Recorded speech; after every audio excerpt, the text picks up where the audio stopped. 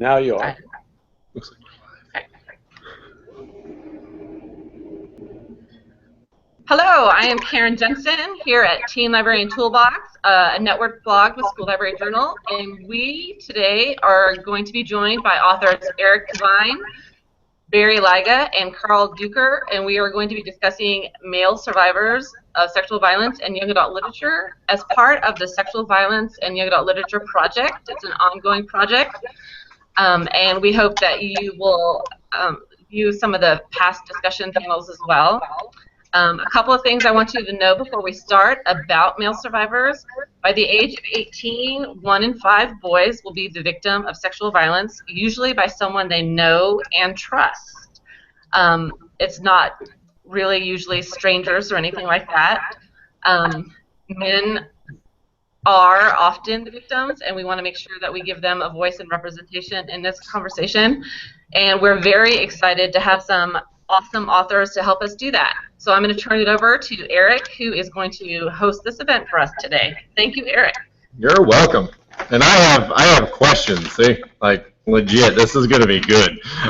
So all right, we'll start with introductions and book summaries, so we're all on the same page. In case any of you watching have not read, and if you haven't read, you should definitely go and read. So let's start with Barry. You want to give us a little sense of Boy Toy? Sure. Boy Toy is it's told from the point of view of a kid named Josh Mendel. Josh is about to turn 18. He's about to graduate from high school. He's got all of the typical problems and situations that you might have graduating from high school, trying to decide where to go to college, deciding if he wants to go for a baseball scholarship or not, that sort of thing. But he also is worried because his history teacher from when he was 12 years old just got out of jail. And the reason this is causing him problems is because when he was 12 years old, he had an affair with her. She was 24, he was 12. When the affair came out, she went to jail. And now he's dealing not just with all the typical things you deal with when you're growing up and graduating, but also he's dealing with his past coming back to haunt him. So that's Boy Toy in a nutshell. Yeah, excellent. Okay, so Carl, swagger? Okay, I'm going to cheat because I've always wanted to be able to write this way. So this is from the back of the book. James Dolan, my main character, is a high school point guard who has suddenly found his game with a young, charismatic coach. Jonas is posed to make the jump from high school to college basketball, and the path is right there, bright as day, so wide open that he hopes to bring his quiet best friend and teammate Levi along with him. But just outside the light is unthinkable evil, which is the sexual abuse. And Jonas must choose, stay on the bright side, as Levi begs him to do, or shine a light on that evil path and risk losing everything. And don't all of you wish we could write that way? It's just so slick and smooth. It is. It's beautiful and condensed. It's really well done. And Slap it's copies in art. It's probably many a book report. Absolutely.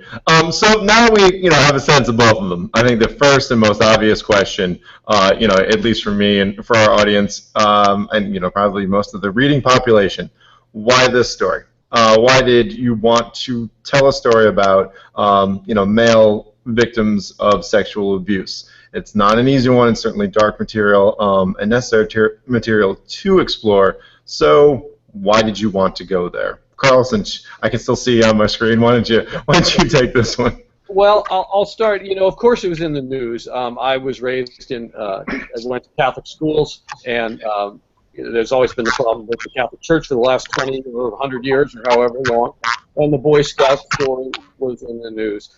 And those weren't really the reason that I got going. When I was about 19 years old, I had a roommate for one day in college, and as we were going to sleep that night, he told me a story about being transported by a friend of his family across the country to a campus, and I said, "Oh, that sounds great." And he said, "Yeah, it was great." And he told me all the great things that happened, and then about midnight said, "Oh, but," and then went through his story of sexual abuse at the hands of this friend's family.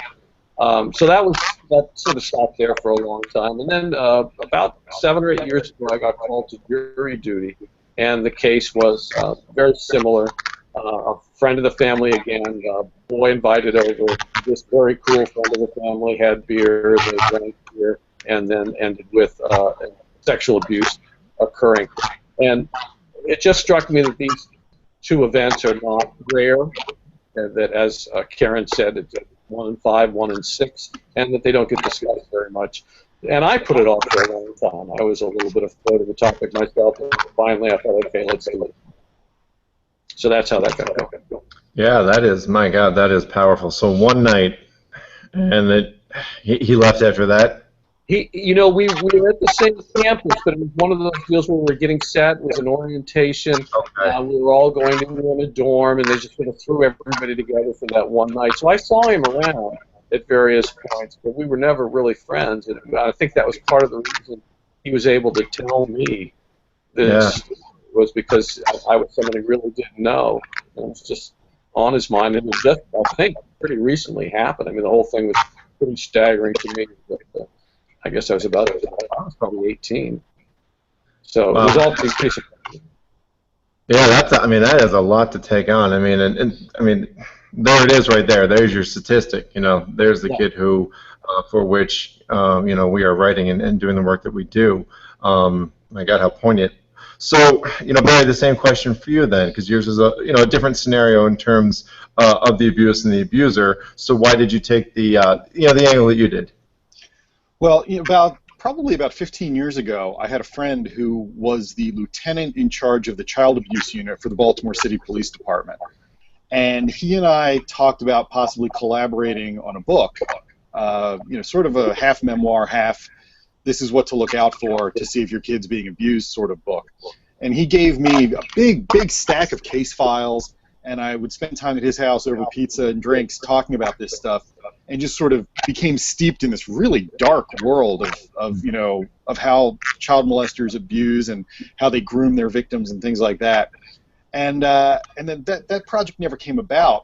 But a few years after that, there was a case in the county where I grew up, and I also happened to be living there at the time, where there was a teacher who it turned out was basically having orgies at home with her students. She was inviting a bunch of the boys over and just basically going nuts. And there was a picture of her in the paper, and she was beautiful. And the joke was, where was she when I was that age? And it occurred to me that we have this strange sort of cultural hypocrisy, this double standard when it comes to boys who are molested and girls who are molested. Because if she had been a guy and inviting girls over for orgies, people would have said, string this guy up by his balls, make it hurt. But when it's a beautiful woman having boys over, it's, damn, they're lucky. I wish I was them. And it really made me just start to think, because there are so many cases like this. I mean, we could rattle off names and take up the entire hour of the hangout just listing the names of the teachers. And I have to be honest, I became really obsessed with it. And I just started looking into it, and I started to see all these common elements among the women, among the teachers who do this. And I was talking to my agent about it one day, and I was talking about the teachers, and she said, but wait a minute, you write YA. Why are you so interested in the teachers? And I went, oh, we never hear from the boys in these cases because they're minors, so the law protects them, they're shielded. But as a result, we never hear from them because we hear from the teacher. She does the apology tour. She talks about, oh, I'm so sorry, and I was weak, and I regret it, and I beg for forgiveness and mercy and clemency and blah, blah, blah.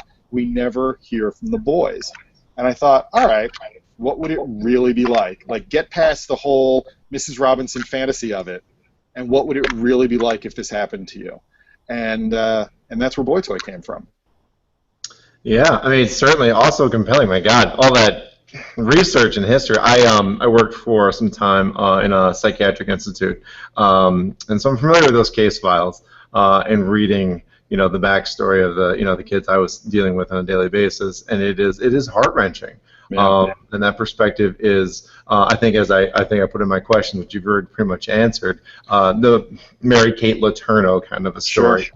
I went to school with, God, I can't remember her name, but it doesn't matter. Very similar scenario with what you encountered, but it was a field trip. I think it was Cancun for something, or spring break, and that teacher came back, and then we all found out, because social media didn't exist then, and which changes a lot. And then she was gone. And so it's very interesting that, and you hate to say kind of like dual standard, because anyone who's an abuser is an abuser, and that's awful and terrible, but you're right. We have this notion that, if a man does this, absolutely disgusting, terrible, get rid of them, rightfully so.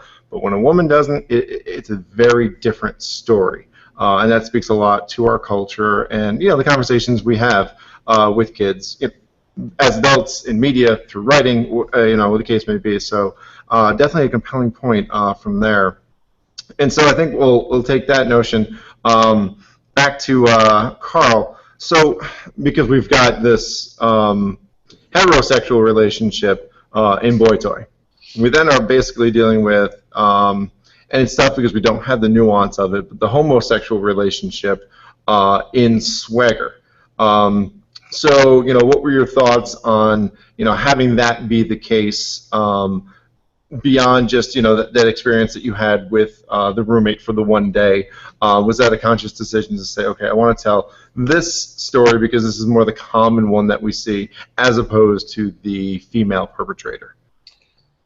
Yeah, I think so. I think the beginning comment of Karen was really the one that surprised me when I ran across it, and that was just how common this is. And I guess also the other thing that struck me is, and it's a little trickier, but there's a fine line between the sort of normal sort of sexual exploration that sort of all boys and girls, I would assume, go through with their peers, and then where does it lapse over into abuse?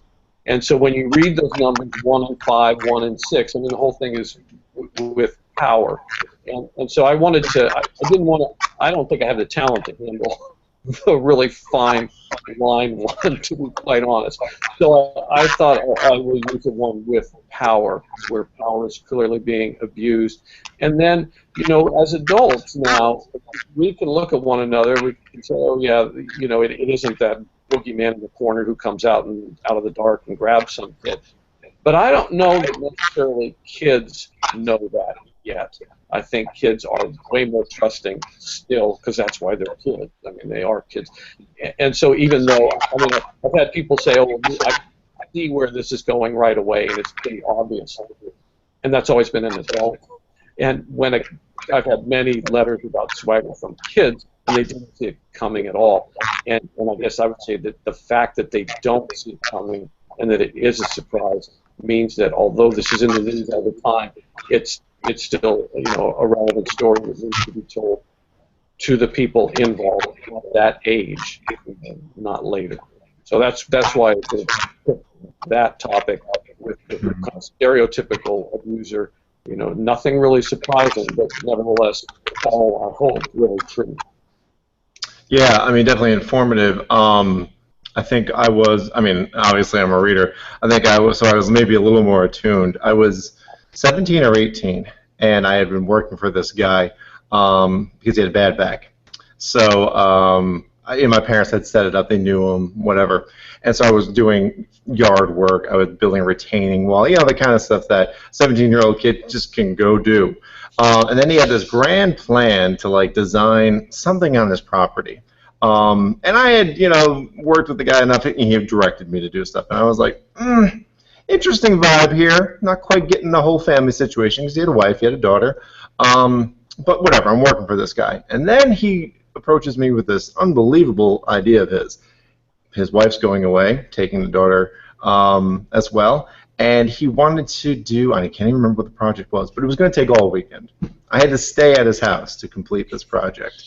And as he's talking to me and telling me this, I was like, there's no reason for this. There's no way I need to be here.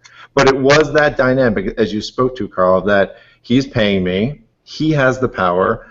If I had not had more wits about me, I might have said, sure, you know what? Let's do this project over the weekend. I went home, told my mother who had set me up with this. This is like, I am never going back to that man's house, period, ever, done. She's like, okay, that's fine, whatever, that's your decision. 5 years later, huge coverage of news in our area. They exposed him. He had abused 30-some-odd kids. Mm-hmm. So for whatever reason, that that moment was there for me, because I was attuned to it. Maybe I had read a story, because I'm sure I have had, read something. And so I think it speaks to the power of that. We inform just enough, not to make everybody, who is in power, who is an adult, out to be this monster. But I think you're right. It's very important for kids to have a sense that, trust your gut. You know more than you think you do. And I think that speaks to a lot of, what's going on in your story, because there is that notion from Jonas, like, something's not quite right. But, he doesn't know Levi enough to make that decision. It's not his own life. So it's very, very compelling in that regard. And because, you brought up that, that power dynamic, the both of you deal with, sports as a piece of this. And the question for me was, because I write books, and they're pretty dark, and they're pretty scary, and I use sports to a degree as a backdrop. And I may be guilty of it, or just using it because I think it works. But in terms of using sports, is that a method maybe to pull in the male reader, who we know are, oftentimes maybe a little more reluctant to read, and maybe a story like this, because you both have sports in each of your stories. So is that a kind of conscious decision based on the audience that you were conceiving? So, Barry, if you want to take that one. Sure. In my case, it was really a situation where I had just written a book, Fanboy and Goth Girl, where the main character was a big comic book geek. And I didn't want to repeat myself. I didn't want to have another character like that. When I first started, for about the first 15 minutes I was working on Boy Toy, Josh was going to be a huge Lord of the Rings fan. And then I realized, wait, I just did this. And I settled on baseball for a number of reasons, one of which was that sort of the structure of baseball lends itself to the character obsessing about things like statistics, which I realized would be an interesting thing for him to be obsessed over as sort of a way of compensating for the disorder in his life. Baseball is very orderly. It's a game of numbers. And so there was that reason. And the other reason, quite frankly, was I was sort of trying to challenge myself. I'm not a big sports guy at all. And I wanted to try something different, and I was really inspired by Terry Davis when I read Vision Quest, and I finally realized, after however many years, I was like, oh, this is why guys like sports. This is why guys are interested in sports. Like, I've never cared, and I finally understood it, and I finally thought, oh, I get this now. I can do this now. And so that was why I did it. It wasn't, at that point, nobody had read anything of mine. I wrote this book before my first novel even came out. So I wasn't even thinking in terms of what is my audience, how do I attract my audience. I had no thoughts in that regard. It was virgin territory. So it was just, what sort of story do I want to tell, and what's the best way to get there? And of course, the childhood notion of first base, second base, third base, home run, when you're with a member of, your preferred sex, that plays into it as well. And I realized that could be a little something that could go in there too. Yeah, I mean, it makes perfect sense. And trust me, I'm not a sports guy either. I play sports. I wasn't that great, and that's just how life is. But it's just interesting how it bleeds into. Oh, I know. When I looked at Carl's book, I thought, wow, basketball. Okay, cool. Everybody's doing it. Yeah. Exactly. I mean, that's the nature of it. It's it's sadly very stereotypical, but it's it's the water cooler kind of standard for men. It plays into that stereotype of we all care about sports. When Jesus, yeah. I couldn't care less, quite honestly. Right. But I appreciate that there is, a definite audience for, my work that does care about sports, and this great kind of microcosm that we can work with, when we look at relationships and dynamics, and we see that obviously when you have him punch out his coach. I think exactly. I think like every kid who's ever hated his coach will relate and just be like, "Damn, that was awesome," and then they get to the rest of the story, because we all have that coach if we've ever played sports, because a lot of them are jerks. Which brings us then to Carl and Mr. Hartwell. So sports for you takes on a different dynamic, because you've got him in there as a much more active figure in the sports realm, and then of course as abuser. So why sports? Was that a natural fit, or? Well, I am a sports guy. You can be a sports guy. That's fine. I am a total sports guy, and so for me, it goes this way. When I was a kid, there weren't very many sports books that were anything other than sports, and that was a little. Or there were sports books that sort of gave you something in the first chapter, and then that was it until the last chapter, and it really wasn't a sports book at all. So when I first started writing these, I thought, okay, I mean, when I write the games, they're not what I'm most interested in. And that's not why I sit down to do it, but I sort of made a vow to myself that if I'm going to have a guy shooting baskets on the cover of the book, then I'm going to give that boy who picked this book up for the purpose of reading some solid basketball action. I'm going to give it to him. So that's why I do it. It's like it's a contract with that cover. You know, you're going to have X number of pages of sports, and you're going to have a kind of a thrilling story along, and then that's what I'm giving you. And then here's what you got to take as well. You got to read this other part where it might actually make you think a little bit. So that's how it works for me. Yeah, I totally get that. Use the canvas that you know, and then slide some elements in there as you move along. Makes sense to me. I mean, oh my God, I've written about MMA. I have little experience in that. I've written about lacrosse. I don't know anything about lacrosse except for what I picked up from my kids and YouTube. That's how it is today. So I guess that in terms of narration as well, we have very different kind of points of view in the stories because we've got one. They're both first person. We've got one where we're hearing the story from the victim. And then we have one where it's kind of this outsider view of what victimhood looks like as it occurs to someone else. So, Carl, since you're the latter on that one, why the choice to make Levi the victim and Jonas the observer, as opposed to maybe making Jonas the victim? I know he's moved and such, but, was that a decision that you made, kind of wanting to tell it from a different perspective? Yes, that was. There's a book by Robertson Davies, a Canadian writer. It's called Fifth Business, and it really struck me. Fifth Business is a term from the theater. I don't really know it, but it means someone who's there, kind of observes the action, but isn't really a part of it. And so that was, I consciously chose this sort of fifth business idea for the main character. I thought. And again, I think you draw on your own life. Like you were telling the story about your experience in construction. The experience I had was very similar. Was a member of the clergy had an apartment somehow up in San Francisco, and he invited high school boys up to his apartment in San Francisco. And I went just once, and he gave us beer and told me I could read this book, and it was the first.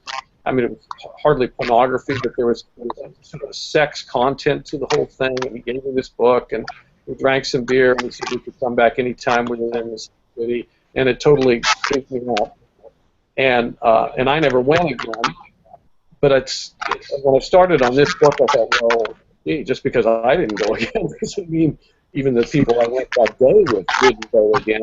And you might not talk about it because often it's involved with something else, like the beer, or in my book, the cheating aspect, that something else is going on that makes people less likely to talk.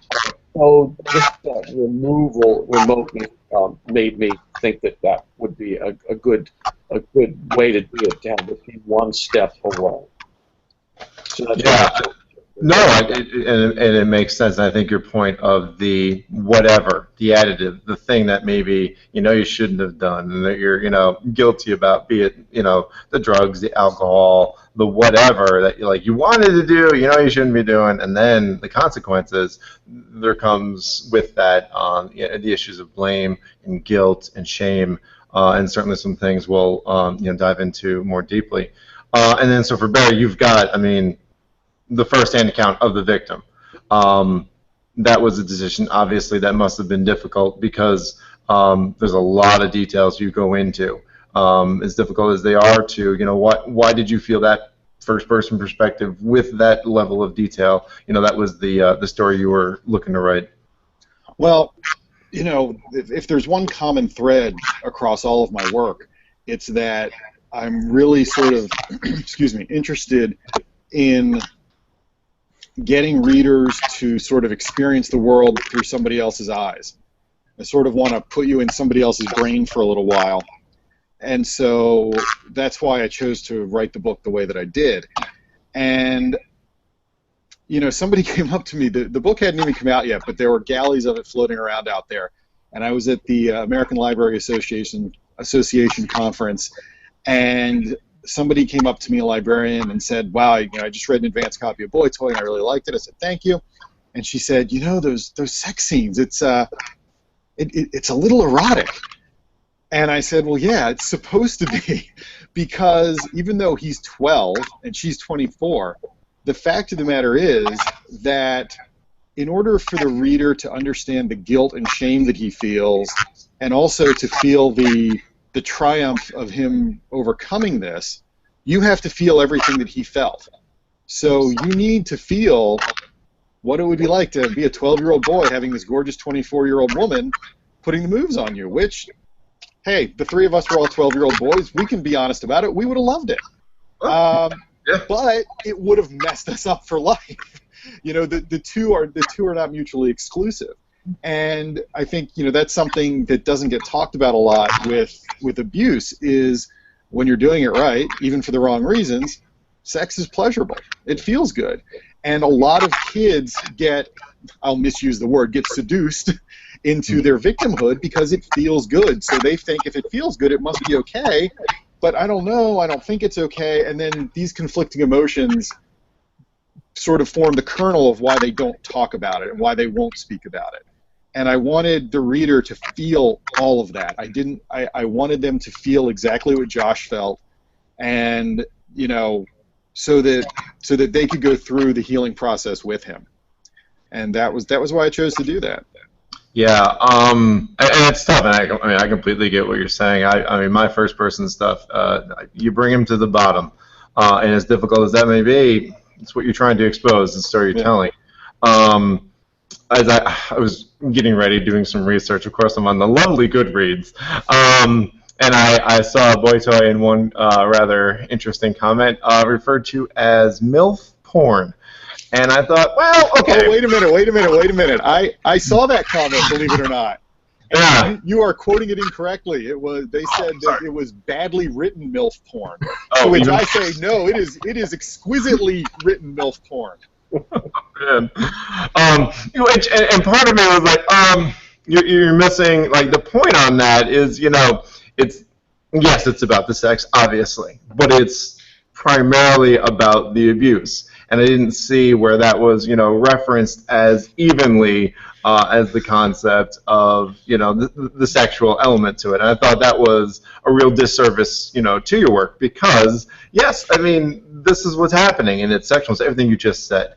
This is why, we have people who are victims, because for various reasons, and one of them is because it's pleasurable, sex happens. Right. And as a 12-year-old boy, if I had a very attractive teacher, yeah, I mean, that's what happens, and people don't like to hear that. Like, no, you shouldn't think about teachers that way. We shouldn't depict them that way, and it does happen. I'm not granting a hall pass to all the kids who feel this way, but you got to respect that, and that was the situation that I saw. I was like, that's tough. But then for all the details, because you take us through a lot of moments where, I can imagine we could look at, if we were labeling books and giving them like movie ratings, as I think they want to, we could straddle between PG-13 and R.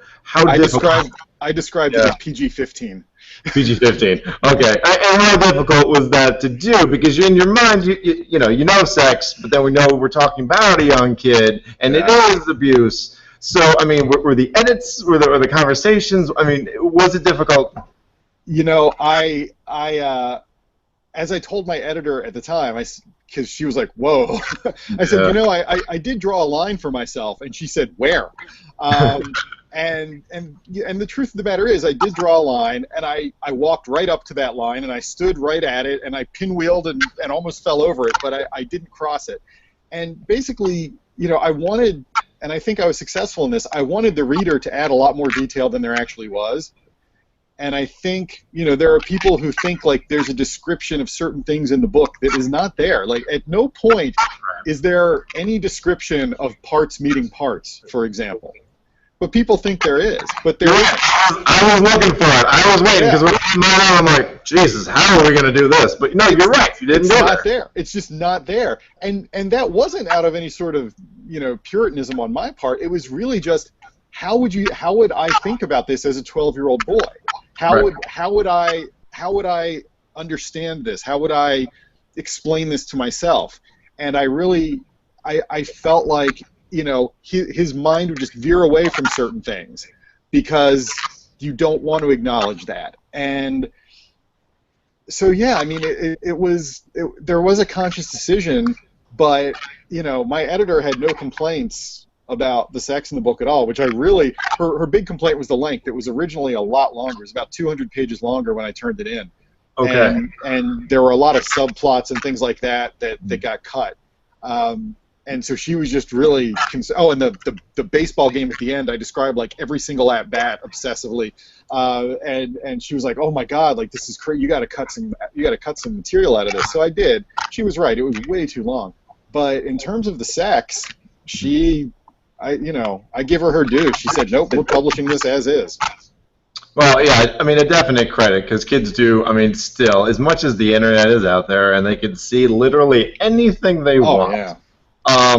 Still people get up in arms about books that are trying to do this, in a very positive way, an illuminative way, and, an educational way, and people rail against a novel that does that when, Jesus, just go online, and your brain is sullied forever. So, yeah, I can see a real problem with that argument. It's unbelievable. So good for your editor.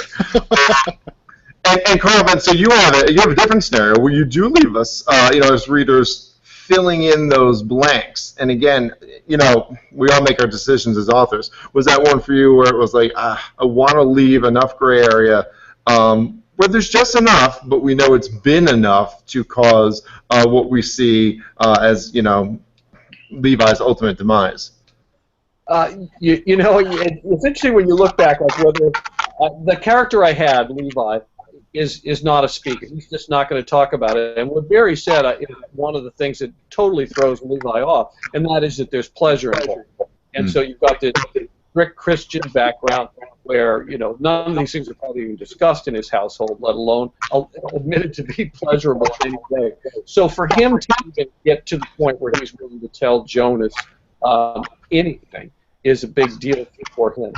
Now, I also look at it thinking just personally, as a teacher in a 6th grade classroom and having done this for a long time and getting these letters, I wish I could do your book, but I can't because, and this was put in the Black years ago, a sort of semi-rape thing occurs, which is almost nothing.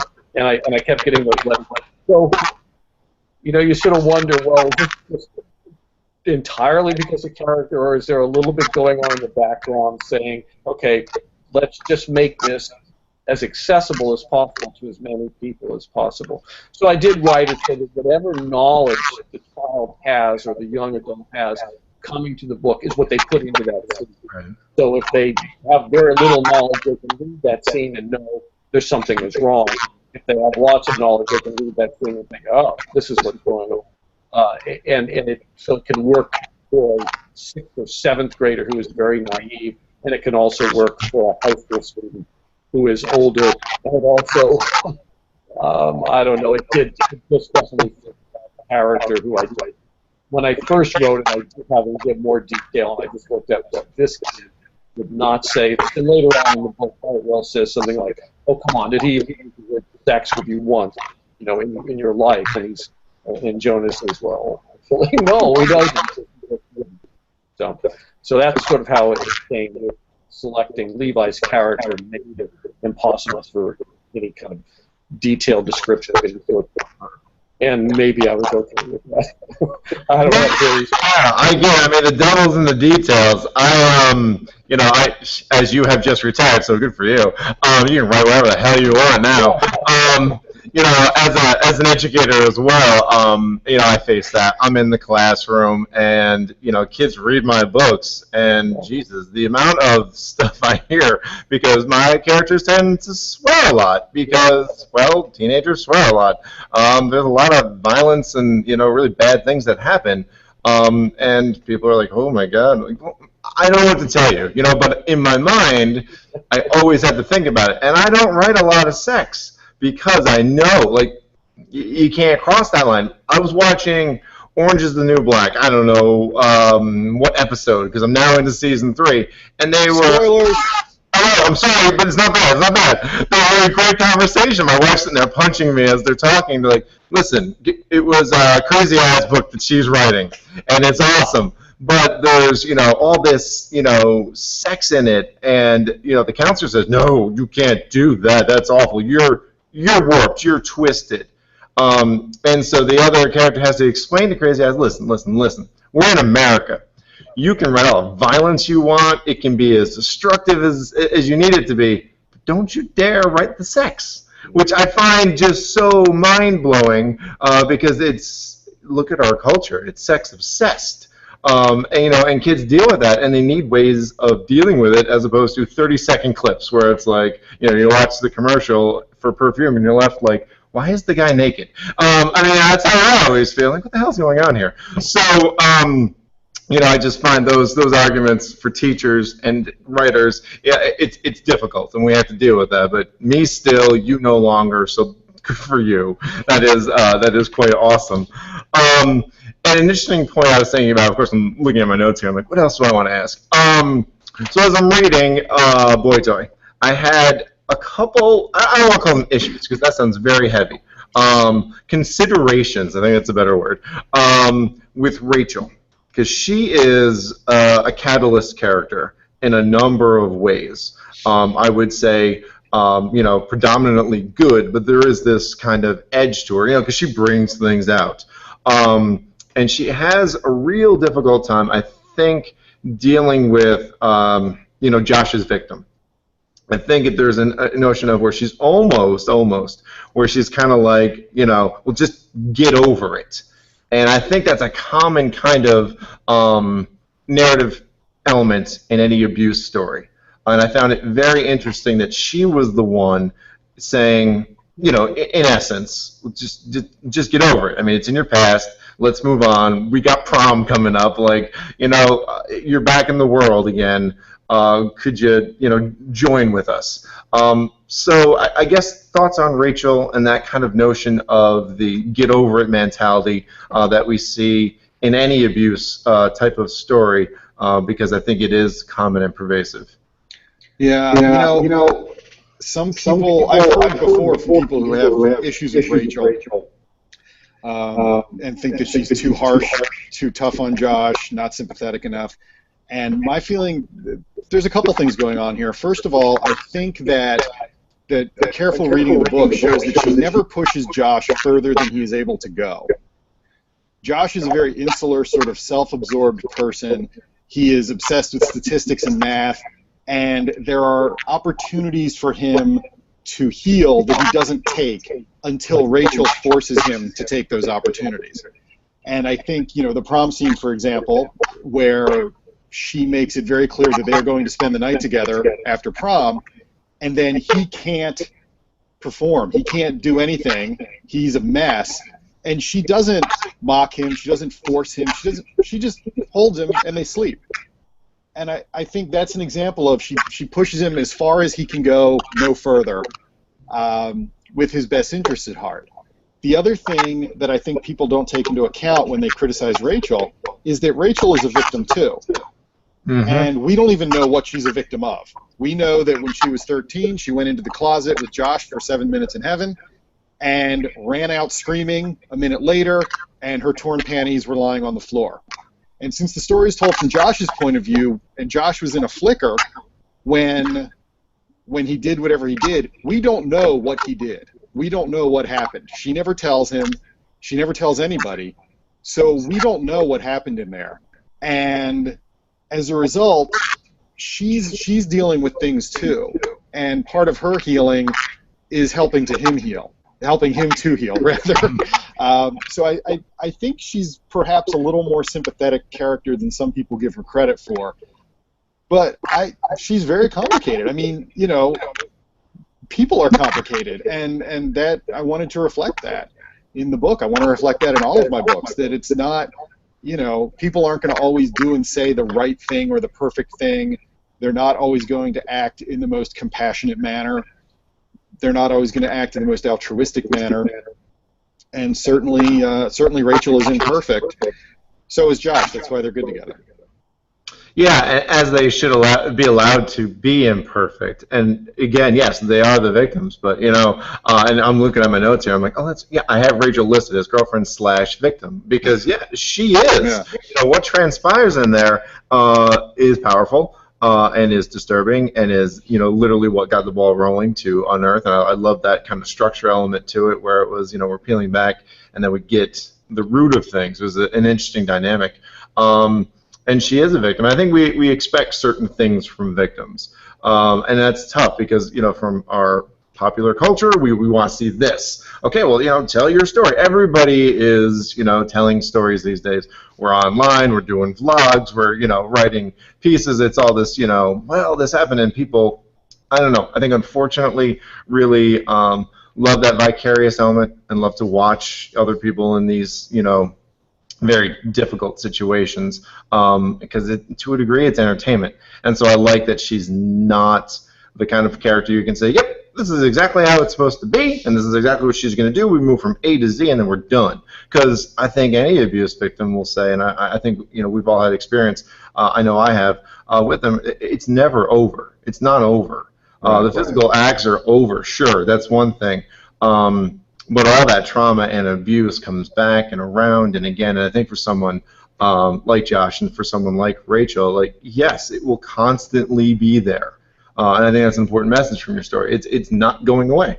I also think that culturally we tend to cling to single narratives, by which I mean we find an interesting victim / survivor narrative and one that resonates with us and one that seems applicable to a large number of people, and we fall into this trap of thinking that's the only way to heal. That's the path. That's the only way to make it work. And in reality, I think that there are many ways.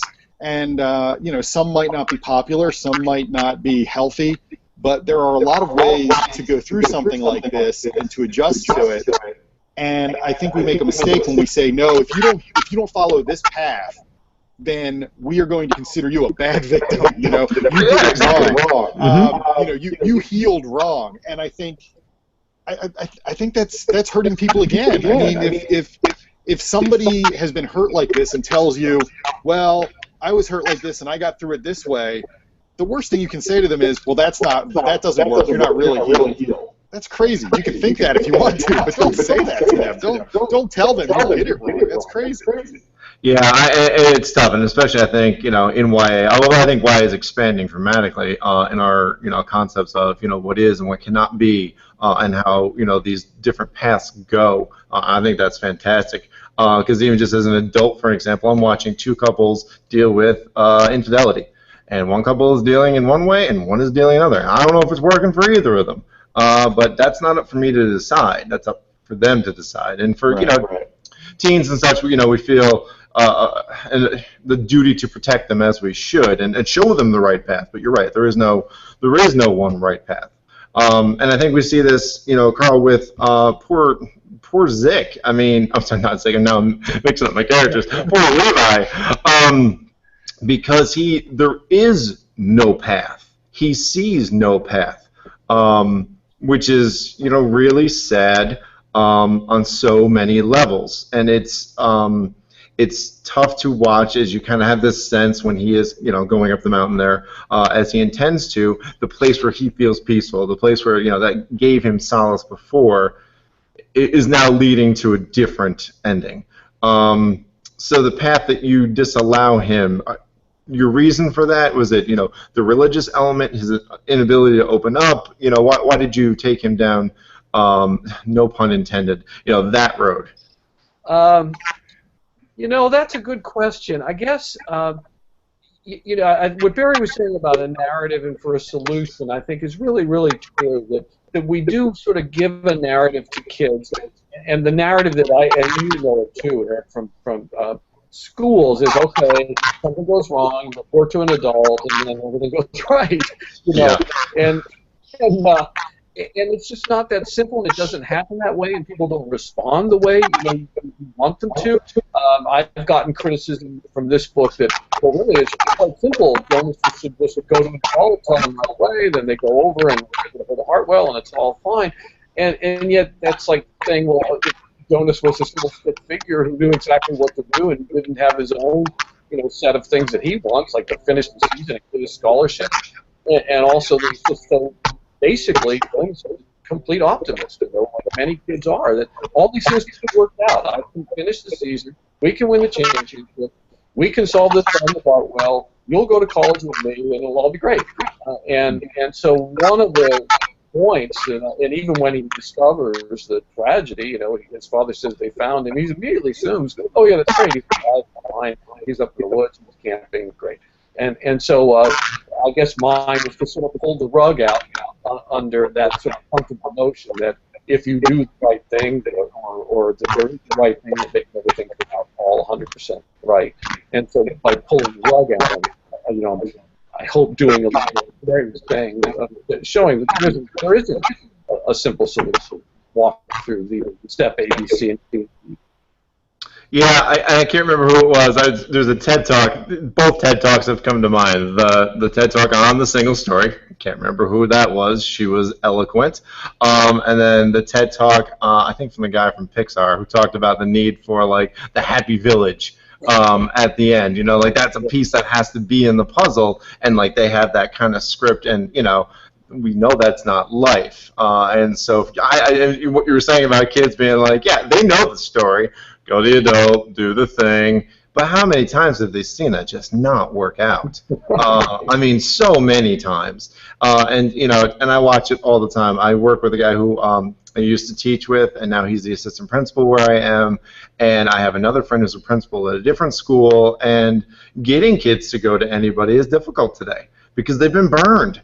And it's not inherently the adult's fault. They have their own limitations, which kids can't even understand, which I get that. They have their own lives to live, and they live under their own constraints, and we as adults live with our own, and we do the best we can, but I think adults fail kids all the time. And so, yeah, to have a happy ending where, we rise above it all is untrue and unjust to what I think is more the natural kind of sad ending of events, either in the tragic way that we see with Levi, or just the constant kid who has never told the story, has never said to anyone, like the guy who you had for one night who just opened up to you. God, you keep bringing me back to him. Like, I hope he has unburdened himself in some way, that's meaningful and it's helped him live. Because if not, that's just so sad. And is exactly, literally what we're seeing with Levi, someone who cannot open up. And so we have a very destructive ends for him, and that's pretty terrible.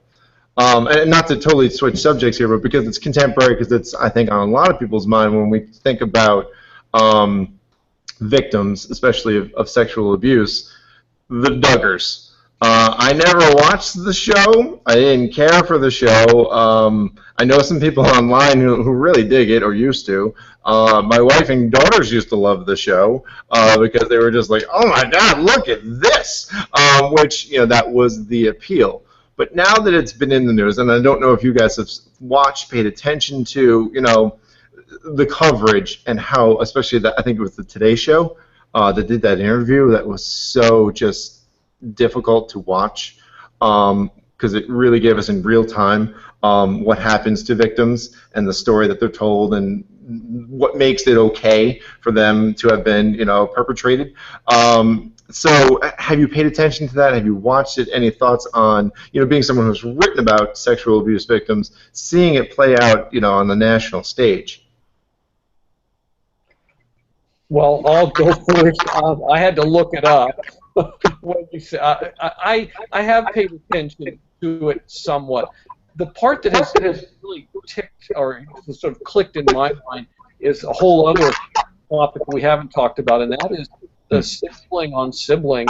I was thinking more actually boys on boys abuse that goes on, and you can sort of hear it when there's various cliches that people can say in public, and they don't blush about, like, oh yeah, he's my younger brother, used to beat up on him all the time, and that phrase gets used without any there's no explanations that go against the person who says it on anywhere, and you sort of think, okay, well, in a lot of cases it's just sort of normal, but I've had students, I'm sure you have as well, who've had really nasty, mean older brothers, are 4 or 5 years younger, who really have a hellish childhood.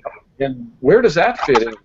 And where do they get help? And nobody never talks about, what do you do if your older brother is the one who's torturing you, or in one form or another, either physically or mentally. And so that's where the Duggar story did to me. I did not follow. I did not see the TV show. It sounds like I'm kind of glad I didn't. Yeah, I mean, and your point is, abuse is abuse, and people, I know, watching one of the other hangouts that we had here when they were talking about, rape especially, is that it's still violence. It's not sex. It's violence. And when we enter sex into the equation of abuse, it really throws everybody for a loop.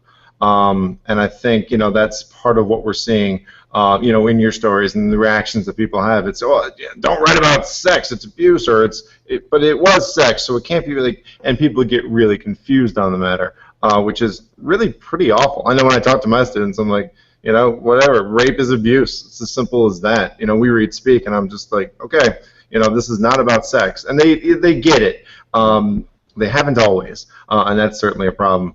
Barry, have you been watching, the Duggar stuff at all? Or? I mean, I've been aware of it. I haven't followed it to any greater or lesser degree than any other sort of news story that pops to the surface for a while.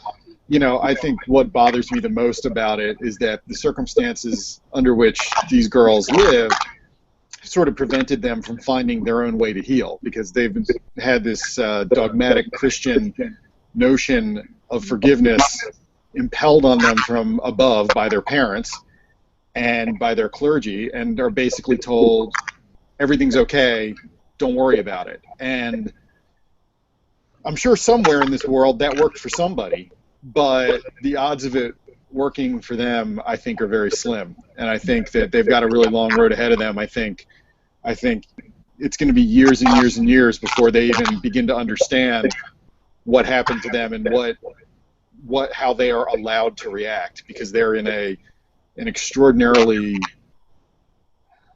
repressive situation where their feelings on this are moot and irrelevant, and nobody cares. And which is, the kind of sadly common occurrence for a lot of victims. They feel they have no voice. They have no one to go to. And if they do, their parents, they get shot down. Somebody on Facebook had posted, I don't remember where it's from. I don't want to say BuzzFeed if I'm wrong, but it was the words and phrases that were said to male abuse victims, either before or after the abuse, and it was phrases like, boys can't be raped, you like it anyways, I'm too hot of a girl for you, to deny, things like that. And I think for a lot of people, male victimhood is a weird notion. Well, yeah, you're a guy, so you want to be, with whomever it is that you're inclined towards. That's what you do.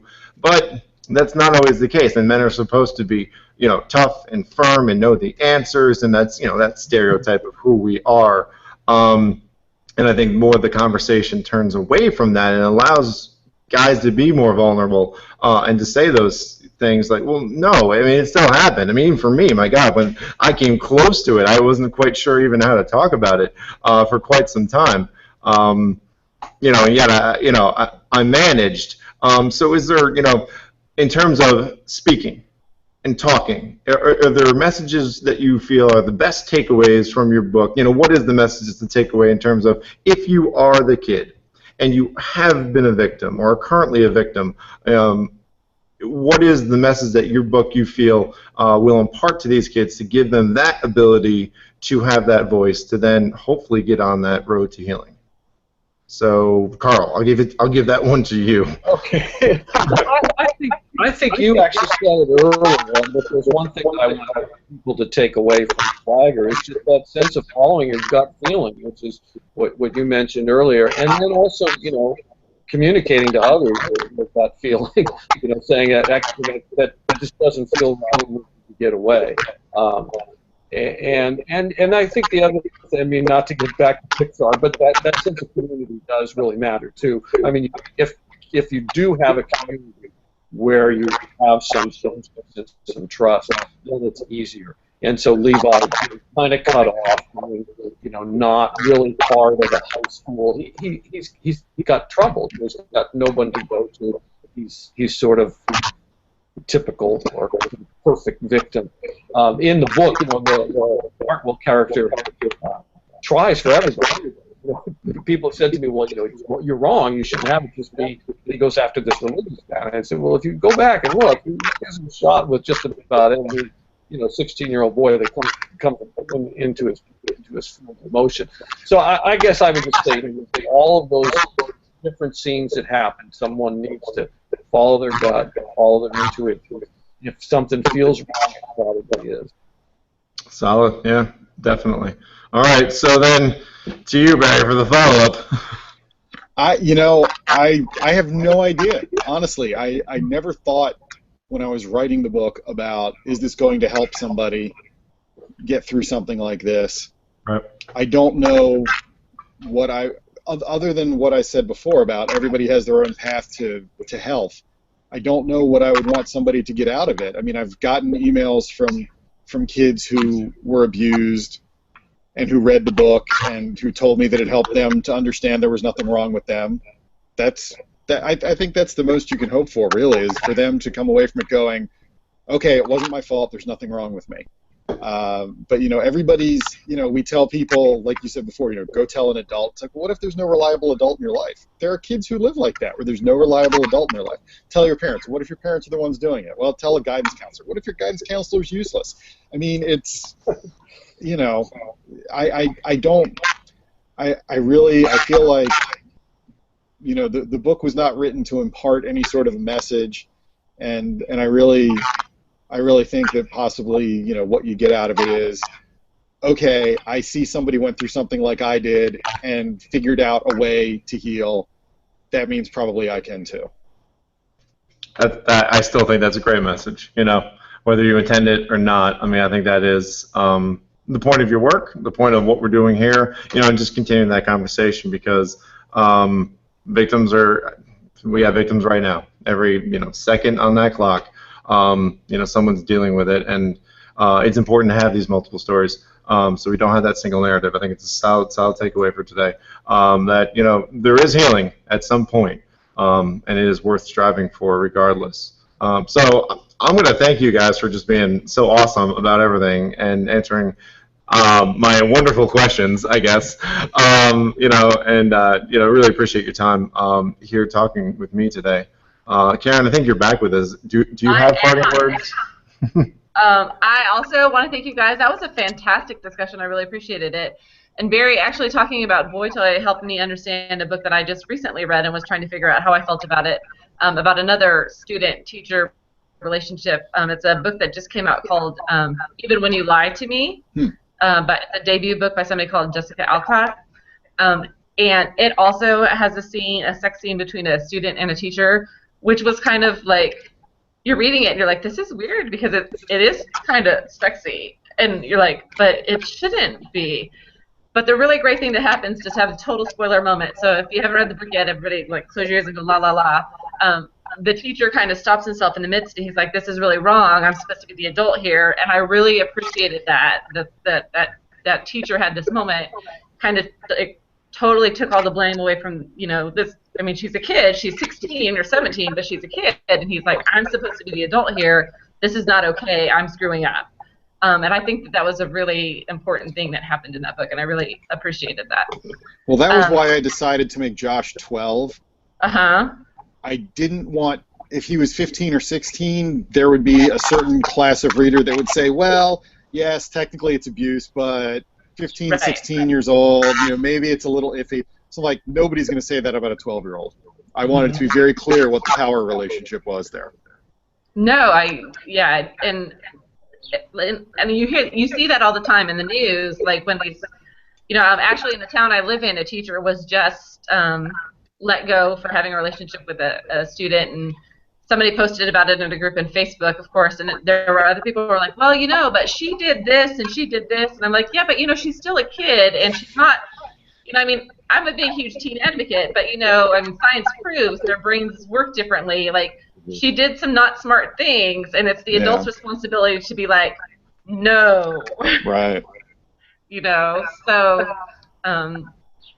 I think understanding adolescent development is really helpful when we have these conversations, because a lot of adults do say, like, really annoying things, because they're like, well, she sent him a text message of, like, a picture of herself naked. Well, that wasn't a good idea, but, he didn't have to respond. Or, right. There's an old movie, Night Moves. I don't know if any of you have seen it, but at one point there's a 16-year-old girl who's sort of dancing on the beach in front of some older men. One of the men says, God, there ought to be a law against girls like that, or against that. No. And the other guy with him says, there is. Keep your eyes away from it. Right.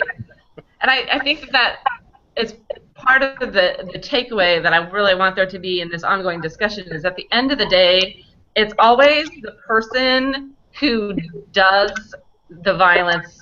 It's ultimately their responsibility. It's their fault. Eric talked about the Duggars. One of the things that I hated about what happened afterwards is they came out and they said, well, we protected those girls. We locked them in their rooms every night. Well, that's really sucky. That's not protecting those girls. In my opinion, that's, perpetuating a continuing atmosphere of violence and re-victimizing, because, you should be able to walk around your home freely and safely, Right. Home is supposed to be the one place that you should be able to do that, but so many people can't, and that's, part of why we wanted to be having this discussion. So it is noon, and I want to thank you guys so very much for your time. This is a great discussion. Eric, you had great questions. You did a great job moderating. And it was just an honor and a privilege to talk to all three of you about this topic. Thank you very much. Thanks a lot.